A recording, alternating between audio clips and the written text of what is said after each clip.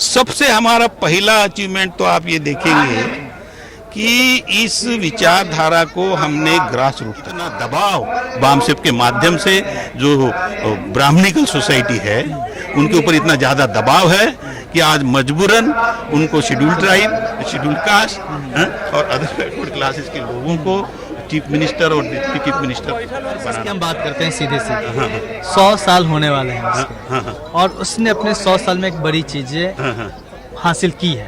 उसका राजनीतिक संगठन है, सामाजिक संगठन है, कई सारे, और जो ऑब्जेक्टिव लेके चली थी कहीं ना कहीं उसको पूरा किया है बिना विचारधारा से समझौता करे, जैसा दिखता है। बामसेप को 50 साल हुए, लेकिन जो एक हम 85-15 की बात करते हैं, हमारा समाज 85%, 85% लोग हमारे साथ नहीं, 85% चुनौती है। हाँ, वो हमारे लोग उनके कैंप में हैं, वो उनके कैंप में है, in the name of Hindu है। इसलिए उनकी अल्टीमेट जो फाइट है ये हमारी और आरएसएस की, हमारी पॉलिटिकल फाइट नहीं है। पॉलिटिकल तो ऑफशूट विंग है, लेकिन अल्टीमेट ये आइडियोलॉजिकल फाइट है। और ऑल इंडिया में आरएसएस के साथ सीधी टक्कर लेने वाला एक ही संगठन है ऑल ओवर इंडिया, वो बामसेप ही है। बहुजन क्रांति और बहुजन नायकों को समर्पित दलित दस्तक का 2024 का शानदार बहुजन कैलेंडर आ चुका है। बुकिंग के लिए दिए गए नंबर पर व्हाट्सएप करें या ईमेल करें। जय भीम, नमस्कार, मैं हूं अशोक दास। आप देख रहे हैं दलित दस्तक। पीछे बैनर देखिए, बामसेप का 40वां राष्ट्रीय अधिवेशन चल रहा है, जो कि 24 से 27 दिसंबर तक हो रहा है किसान महाविद्यालय पटेल नगर में, ये प्रयागराज में, उत्तर प्रदेश में, इलाहाबाद जिसे हम लोग जानते हैं। बामसेप का जो हम कागजी तौर पे देखें तो इसकी जो उत्पत्ति है या फिर इसका जो गठन है वो 78 से माना जाता है, लेकिन 73 में बामसेप की एक कहते हैं कि गर्भ में आ गया था, उसके बारे में बातचीत शुरू हो गई थी। तो इसलिए बामसेप से जो जुड़े हुए लोग हैं वो, उनका मानना है कि बामसेप 73 में जन्म ले चुकी थी, भले गर्भ में ही क्यों ना हो, और उस नाते ये 50वां साल है बामसेप का। आखिर बामसेप की 50 साल की जर्नी क्या है, और जब बामसेप की 50 साल की जर्नी देखते हैं तो उस जर्नी में एक सबसे महत्वपूर्ण नाम है, वो है बीडी बोरकर का, जो हमारे साथ हैं, जिन्होंने एक उस वक्त बामसेप को संभाला जब बामसेप लड़खड़ा रहा था और लगा था कि यह संगठन बिखर जाएगा और इसका वही अंत होगा जो तमाम और बहुजन अम्बेडकरी संगठनों का होता है। वहां से निकाल के आज बामसेप को आप लोग 50 साल का सेलिब्रेशन कर रहे हैं। 50 सालों का सफर कैसे देखते हैं आप? देखिए, इसमें 50 साल में बामसेप में कई अप्स एंड डाउन्स आए। मतलब आप देखेंगे कि इसमें हम honest, sincere, dedicated, committed, knowledgeable leadership develop करना चाहते थे। हम कांशीराम जी के साथ मिलकर काम किए, पर जब कांशीराम जी ने एक ऑटोक्रेटिक लाइन ली तो तब हमें लगा कि कोई भी संगठन जो ऑटोक्रेटिक नेचर का संगठन होता है वो उस व्यक्ति के लाइफ टाइम तक चलता है, क्योंकि उसका एक प्रभाव रहता है।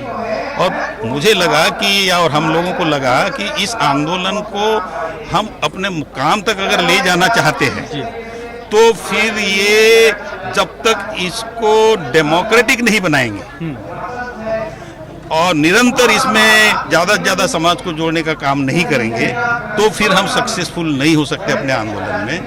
तो फिर हम अलग, खापर्डे साहब के नेतृत्व में हम अलग हुए कांशीराम जी से और इसको डेमोक्रेटाइक संगठन करके शुरू किया। और तब से फिर खापर्डे साहब भी इसके प्रेसिडेंट रहे, कई प्रेसिडेंट्स रहे, उसका लिस्ट हमने हमारा पब्लिश भी की है। बामसेप की कहानी कहाँ से शुरू होती है? बामसेप की कहानी बड़ी एक छोटे से, आज की जनरेशन जो यूथ है उसको हम समझा सकते हैं, एक छोटे से इवेंट से हुई थी बामसेप की कहानी, जो मैंने भी सुना है, क्योंकि मैं एक्चुअली 78 से जुड़ा हूँ इसमें और ये 73 से चल रहा था सिलसिला। तो एक गांव में एक महिला के साथ जो अनाचार हुआ, उससे हमारे पूना के साथी उस गांव में गए, उसमें कांशीराम जी भी साथ में थे, और उस गांव में जाकर उन्होंने ये कहा कि ये हमारी महिलाओं के साथ, और वो गए उन लोगों से पूछ रहे थे कि क्या हुआ। तो जैसे ये उस गांव में गए तो लोग अपने अपने दरवाजे बंद करके वहां से भाग रहे थे। जो हमारे समाज के लोग। वो हमारे समाज के लोग मतलब इतने भयभीत थे कि ये हमसे पूछेंगे हम क्या बताए।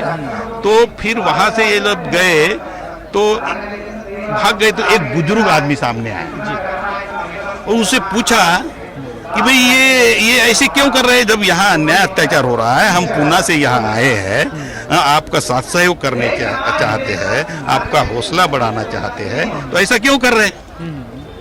तब उन्होंने जो जवाब दिया था ये टीम को, जो कांशीराम जी लीड कर रहे थे, तो उसमें उन्होंने ये जवाब दिया था, क्योंकि कांशीराम जी ने ये कहा था कि तुमको कुछ शर्म वरम नहीं लगती क्या, कि हाँ कि ऐसा हो रहा है तुम कुछ नहीं कर रहे हो, हाँ ये ऐसा हो रहा है तुम लोग कुछ नहीं कर रहे। तब उन्होंने कहा कि तुम हमें ये मत बताइए, हमें यहाँ इस गांव में रहना है, तुम आज हमारा इंटरव्यू लेके चले जाओगे, कल हमें यहाँ रहना है और हमारे साथ और क्या व्यवहार होगा इसका अंदाजा भी आपको अंदाजा नहीं है, ये उसने कहा। तो फिर उसने आगे ये कहा, अगर तुम हमारे बाल बच्चों की रिस्पॉन्सिबिलिटी अगर लेते हो तो आप कल के न्यूज में जाके पढ़ लेंगे कि जिन लोगों ने ये किया वो मारे गए।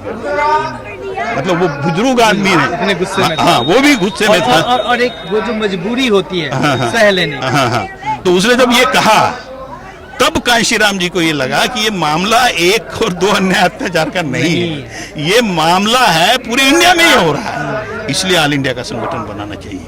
फिर ये ऑल इंडिया का संगठन बनाया गया और इसमें हम सब लगे रहे और सही किस्म के लोग इसमें जुड़ते रहे और आज आप देख रहे हैं कि आज इस मुकाम पे पहुंचे। जैसे मैं आपसे इनफॉर्मल भी बात कर रहा था कि आज इतना दबाव बामसेप के माध्यम से जो ब्राह्मणिकल सोसाइटी है उनके ऊपर इतना ज़्यादा दबाव है कि आज मजबूरन उनको शेड्यूल ट्राइब, शेड्यूल कास्ट और अदर बैकवर्ड क्लासेस के लोगों को चीफ मिनिस्टर और डिप्टी चीफ मिनिस्टर बनाना पड़ रहा है। जब हम बामसेप के 50 साल के सफर की बात कर रहे हैं तो मैं सबसे पहले इसके उपलब्धियों की बात करूंगा। कर्मचारियों का संगठन था, बावजूद इसके कर्मचारियों के हित को कितना सुरक्षित रखा बामसेप? बामसेप के माध्यम से बिल्कुल क्लियरली पहले ही जब बामसेप बनाई गई तो उसमें टैगलाइन ये थी, BAMCEF is an organization of employees but not for the employees. तो इसलिए हम एम्प्लॉइज के काज को टेकअप किए ही नहीं। मैं मुंबई यूनिट का और फिर महाराष्ट्र यूनिट का भी बामसेप का जनरल सेक्रेटरी रहा, तो मैं कल्याण में रहता था और मुंबई में मेरा ऑफिस 5:30 बजे छूटने के बाद 8 बजे तक मैं बामसेप के ऑफिस में बैठता था और 8 बजे के बाद 1-1.5 घंटा ट्रैवल करके 10 बजे तक मैं घर जाता था। तो उस दरम्यान जो लोकल कोई इश्यूज होते थे तो वो हम टेकअप करते थे। पहले अध्यक्ष कौन थे इसके पहले अध्यक्ष तो कांशीराम साहब ही थे जी।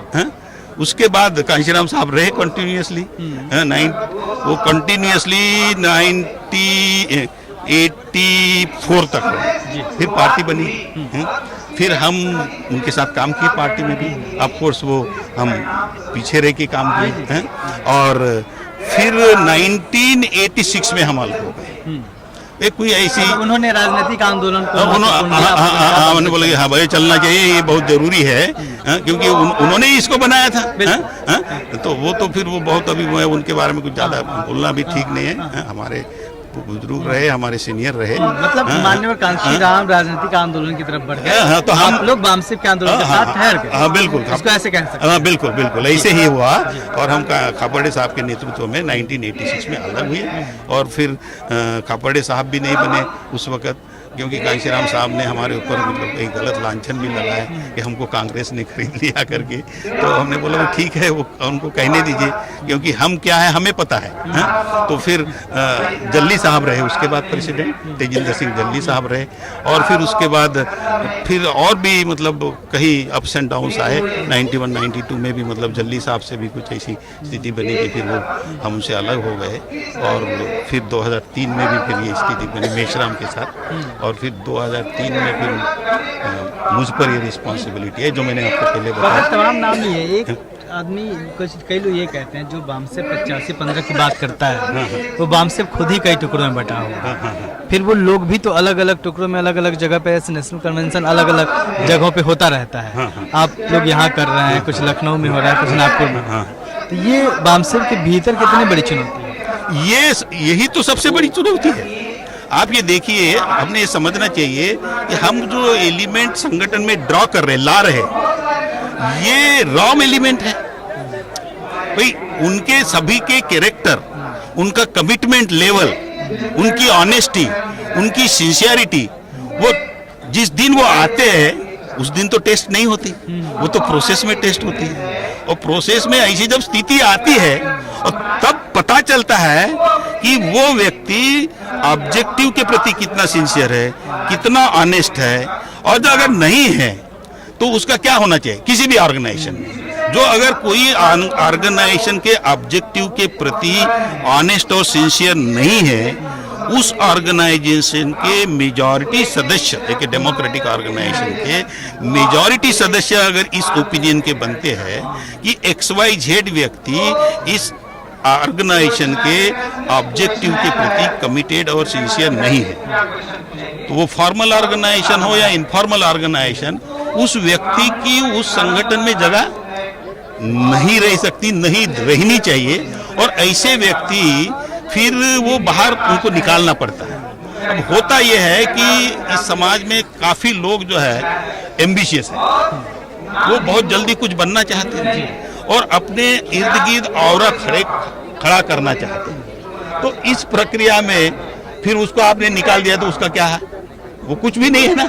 तो फिर ये लोग, कुछ लोगों को, क्योंकि मैं ये बता रहा हूँ कि हर व्यक्ति की ऑर्गेनाइजेशनल समझ, आइडियोलॉजिकल समझ, ऑब्जेक्टिव के प्रति कमिटमेंट एक जैसा नहीं होता, तो वो लोगों की समझ पर्याप्त नहीं होने की वजह से वो लोग ऐसे व्यक्तियों के झांसे में आ जाते हैं और कुछ चुनिंदे लोग उनके साथ जाते हैं। तो इसलिए मैं ये भी कहते रहा कि एक गधा भी निकला, तो उसको 4 गधे फॉलो करते हैं। मैं गधा, किसी को गधा बोलना नहीं चाहता, लेकिन जिनकी समझ नहीं है आंदोलन के प्रति, ऐसे लोगों के साथ चले जाते हैं। अच्छा, तो जो बामसेफ जिसका अधिवेशन हो रहा है, हाँ। आप लोगों ने इस पूरे सफर में कौन कौन सी ऐसी उपलब्धियां हासिल की है जिसको आप बता सकते हैं कि हमने ये अचीव किया? सबसे हमारा पहला अचीवमेंट तो आप ये देखेंगे कि इस विचारधारा को हमने ग्रास रूट तक पहुंचाया।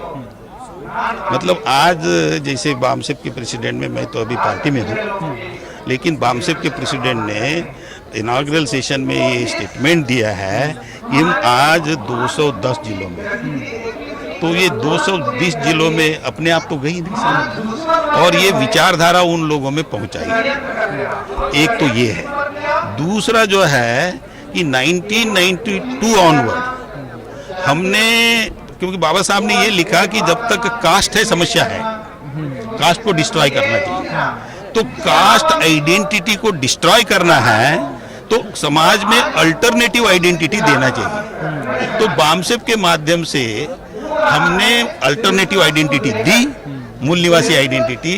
और आज की तारीख में आप देखेंगे सिर्फ बामसेफ नहीं, एक समाज का बहुत बड़ा वर्ग है, ये इन्फ्लुएंस करती है। बामसेफ अपनी एक्टिविटी से, अपनी सोच से समाज में इन्फ्लुएंस करती है, और समाज के बहुत सारे तबके आज मूल निवासी आइडेंटिटी पर काम किए। तो बाकी जो आप मुझे जो पूछ रहे हैं, तो जैसे मैंने बोला कि भाई ये इतना दबाव हमने निर्माण किया कि आज मतलब हमारा जो दुश्मन है वो घबराया हुआ है, और वो सत्ता में किसी भी हालत में रहना चाहता है, और इसलिए वो हमारे लोगों का यूज करता है, उनको कोई पोजीशन देता है। तो ये सब चीजें बामसेफ की वजह से हुई। तो जब आप दुश्मन की बात करते हैं तो ऑब्वियसली व्यक्ति दुश्मन नहीं होता, एक विचारधारा दुश्मन। आरएसएस की हम बात करते हैं सीधे सीधे, 100 साल होने वाले हैं उसके, और उसने अपने 100 साल में एक बड़ी चीजें हासिल की है। उसका राजनीतिक संगठन है, सामाजिक संगठन है, कई सारे, और जो ऑब्जेक्टिव लेके चली थी कहीं ना कहीं उसको पूरा किया है, बिना विचारधारा से समझौता करे जैसा दिखता है। बामसेफ को 50 साल हुए, लेकिन जो एक हम 85-15 की बात करते हैं, हम 85% लोगों के साथ वो चीजें हासिल क्यों नहीं करते? नहीं, ये गलत धारणा है। हमारा समाज 85% है, 85% लोग हमारे साथ नहीं, 85% चुनौती है। हाँ, वो हमारे लोग उनके कैंप में हैं, वो उनके कैंप में है, in the name of Hindu है, इसलिए उनके लिए आसान है। आप जो बोल रहे हैं ना, उन्होंने 100 साल में ये कर लिया। देखिए, जो नदी की धारा है, उस धारा के बहता है, उसको ज्यादा तकलीफ नहीं होती। हम एडवर्स सिचुएशन में काम कर रहे हैं, हमारा समाज ही हमारे विरोध में सोच रहा है इग्नोरेंस की वजह से, तो उस समाज को तैयार करने के लिए जो एनर्जी लगती है वो ज्यादा लगती है। तैरने में आप देखे होंगे कि धारा के विरोध में जो तैर रहा है उसको ज्यादा एनर्जी लगती है, लेकिन मुझे ऐसा लगता है कि आज जो हमने ऑल ओवर इंडिया में जो हमारा जाल फैलाया है, तो अब ये ज्यादा समय नहीं लेगा, ज्यादा से ज्यादा 10 साल लगेंगे ऐसा मुझे लगता है। और अब हम बोलने वाले भी, हमारे प्रेसिडेंट ने भी बोला, जनरल सेक्रेटरी ने भी बोला कि 10 साल में आपको सिनेरियो बदला हुआ नजर आएगा। अब हो सकता है उस वक्त मैं नहीं रहूं, लेकिन आप जरूर रहेंगे। आप भी रहेंगे, हम भी रहेंगे। चलो ठीक है, क्योंकि मेरी उम्र अभी 73 ईयर्स है, तो 73 अभी मैंने 93 ईयर्स के लड़के से बात की। वो तो हमारे वो 93 ईयर्स यंग मैन है, ओल्ड नहीं है। आप भी यंग ही हैं। तो सर इसमें जिस मात्रा में युवाओं को जुड़ना था बामसेप से, इस आंदोलन से, यूथ विंग बननी थी, वो हो पाया क्या? क्योंकि मैंने बामसेप के तमाम अधिवेशनों को देखा है, मुझे वो कहीं ना कहीं थोड़ी सी कमी नजर आती है। वो है, थोड़ी कम है, लेकिन अभी ज्यादा है। पहले जो आप देखे होंगे, अभी इधर काफी यूथ लोग आए जी, आपके बगल में ही लोग खड़े हैं। नहीं, मेरे बगल में नहीं, काफी यूथ लोग इसमें अभी जुड़े हैं, और वो आशावादी है, और उन्हीं के माध्यम से हम इसको, मतलब ये चेंज जो है हम लाएंगे, बढ़ेगा। चुनौतियाँ क्या क्या है बामसेप के सामने आने वाले दिन? सबसे बड़ी चुनौती जो है हमारे सामने, ये ब्राह्मणिकल जो सोशल ऑर्डर है, ये है सबसे बड़ी चुनौती। और ये ब्राह्मणिकल सोशल ऑर्डर मेंटेन करने के लिए कास्ट आइडेंटिटी और हिंदुत्व आइडेंटिटी, तो कास्ट आइडेंटिटी को खत्म करने के लिए हमने अपना एक सोल्यूशन बनाया है, वो हम लेके जा रहे हैं। तो हमारा अल्टीमेट जो फाइट है ये हमारी और आरएसएस की, हमारी पॉलिटिकल फाइट नहीं है, पॉलिटिकल तो ऑफशूट विंग है, लेकिन अल्टीमेट ये आइडियोलॉजिकल फाइट है। और ऑल इंडिया में आरएसएस के साथ सीधी टक्कर लेने वाला एक ही संगठन है ऑल ओवर इंडिया, वो बामसेप ही है। वो कितने भी धड़े होंगे, इस मामले में बामसेप के अगर आपको कहीं धड़े भी दिखते हो, जो जहाँ पे काम कर रहा है उसके खिलाफ लड़ रहा है, बिल्कुल लड़ रहा है वो।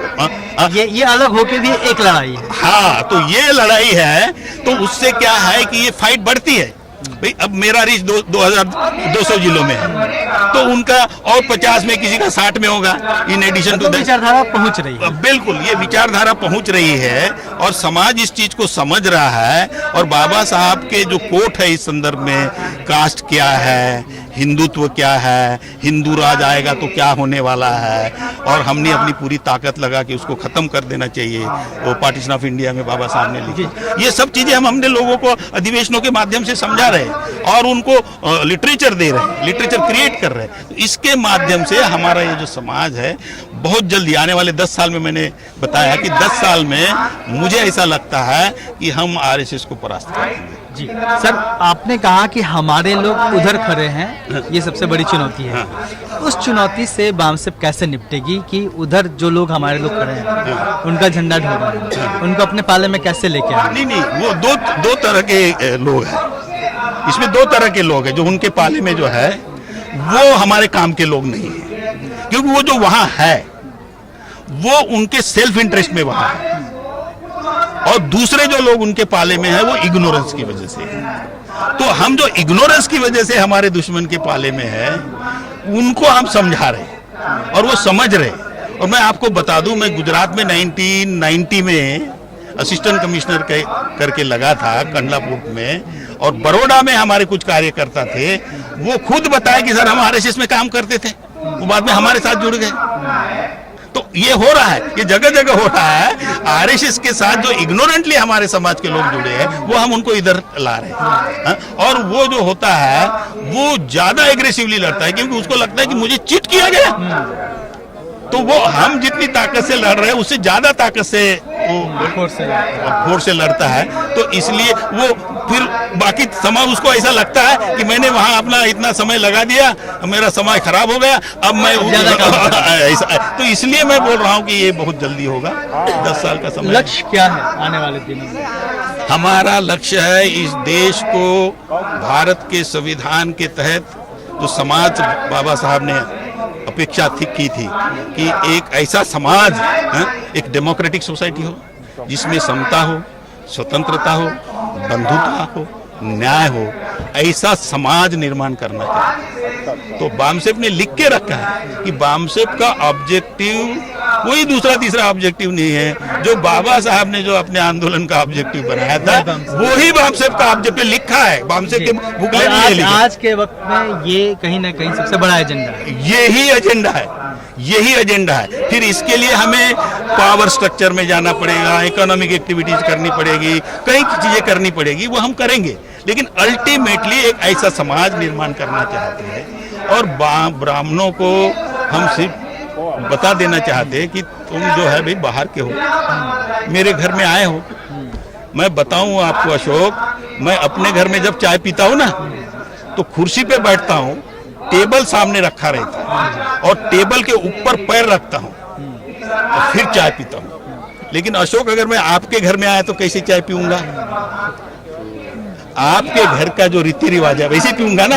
तो ये जो बाहर के आए हुए हैं, हम इनको ऐसे ही बताना चाहते हैं कि बाहर के हो, यहाँ आए हो तो कैसे रहना चाहिए आपने। हमारा जो कल्चर है उसके तहत यहाँ रहो, हम तुमको दरिया में नहीं फेंक देंगे। ये मेरा मैसेज है उन लोगों के लिए। तो एक सबसे बड़ी बात यह है कि जो समाज होता है, जो तमाम विपरीत परिस्थितियों में अपनी लड़ाई जारी करता है, जिसके पास संसाधन नहीं होते, जिसके लोगों के पास शिक्षा नहीं होती, तमाम खामियां होती हैं, सालों तक गुलाम रहता है, वो समाज जब अपनी लड़ाई लड़ता है तो निश्चित तौर पे उसकी जो स्पीड है उस समाज से धीरे होता है जिसके पास तमाम संसाधन मौजूद है। लेकिन फिर भी इन 50 सालों में बामसेफ ने धीरे धीरे जिस तरीके से धारा के विपरीत लड़ाई करते हुए और तैरते हुए अपनी एक पहचान बनाई है और समाज को जिस तरीके से जोड़ा और एक मजबूत स्थिति में खड़ा कर दिया है, वो एक बड़ी कहानी आने वाले दिनों में कहने को मिलेगी। कैमरामैन विकी के साथ मैं अशोक दास, दलित दस्तक।